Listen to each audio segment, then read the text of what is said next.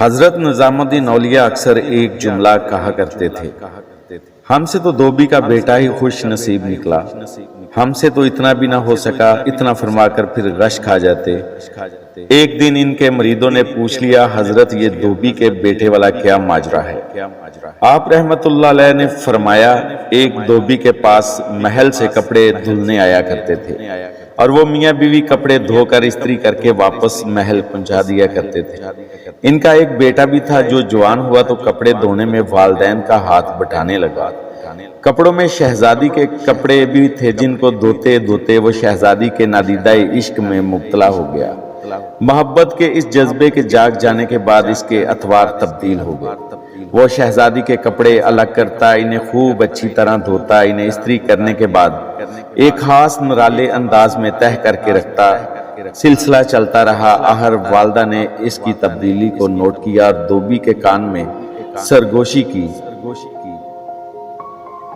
لگتا ہے سارے خاندان کو مروائے گا، یہ تو شہزادی کے عشق میں مبتلا ہو گیا ہے۔ والد نے بیٹے کے کپڑے دھونے پر پابندی لگا دی۔ ادھر جب تک لڑکا محبت کے زیر اثر رہا، محبوب کی کوئی خدمت بجا لاتا تھا، محبت کا بخار نکلتا تھا، مگر جب وہ اس خدمت سے ہٹایا گیا تو لڑکا بیمار پڑ گیا اور چند دن کے بعد وہ فوت ہو گیا۔ ادھر کپڑوں کی دھلائی اور تہہ بندی کا انداز بدلا تو شہزادی نے دوبند کو بلا بھیجا اور اس سے پوچھا، کپڑے کون دھوتا ہے؟ دوبند نے جواب دیا، شہزادی عالیہ میں دھوتی ہوں۔ شہزادی نے کہا، پہلے کون دھوتا تھا؟ دوبند نے کہا، میں ہی دھوتی تھی۔ شہزادی نے اسے کہا، یہ کپڑا تہہ کرو۔ اب دوبند سے ویسے تہہ نہیں ہوتا تھا۔ شہزادی نے اسے ڈانٹا، تم جھوٹ بولتی ہو، سچ سچ بتاؤ ورنہ سزا ملے گی۔ دوبند کے سامنے کوئی دوسرا رستہ نہیں تھا۔ کچھ دل بھی غم سے بھرا ہوا تھا، وہ زاروں قطار رونے لگی اور سارا ماجرا شہزادی سے کہہ دیا۔ شہزادی یہ سب کچھ سن کر سناٹے میں آ گئی، پھر اس نے سواری تیار کرنے کا حکم دیا اور شاہی بگی میں سوار ہو کر پھولوں کا ٹوکرا بھر کر لائی اور مقتول محبت کی قبر پر سارے پھول چڑھا دیے۔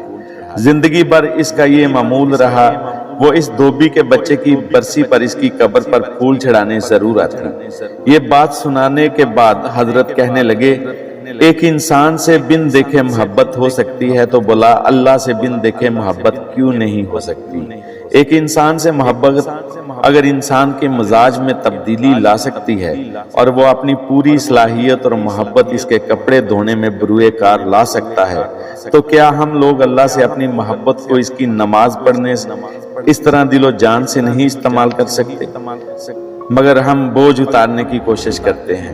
اگر شہزادی محبت سے طے شدہ کپڑوں کے انداز کو پہچان سکتی ہے تو کیا رب کریم بھی محبت سے پڑھی گئی نماز اور پیچھا چھڑانے والی نماز کو سمجھنے سے عاجز ہے؟